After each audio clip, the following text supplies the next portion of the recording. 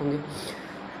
अल्लाह पाक आप सबको खुश रखे, आबाद रखे, दोनों जहाँ में कामयाब रखे। मैं आपका दोस्त मोहम्मद सावन कादरी और आप देख रहे हैं अमलियात का चैनल, अमलियात का घर। तो आज के इस वीडियो में मैं आपको दिखाने वाला हूँ कि ये मोहब्बत के लिए जो है वो पुतले वाला अमल, हांडी वाला अमल जो किया जाता है वो किया जा रहा है। ठीक है, ये आए पड़े हांडी और पुतले वगैरह। ठीक है, ये शादीशुदा अफराद के लिए अमल किया जाता है। ठीक है, इनके ऊपर पढ़ाई की गई है, दानों के ऊपर बारी बारी दाने मारे जाएंगे, ये तावीज़ उसके अंदर डाला जाएगा। ठीक है, तो ये आप देख सकते हैं आसानी के साथ। ठीक है, तो अगर आपका भी कोई भी काम हो तो आप बिला झिझक जो है वो रब्ता कर सकते हैं। इंशाअल्लाह आपका काम अल्लाह के हुक्म से जो है वो हल किया जाएगा।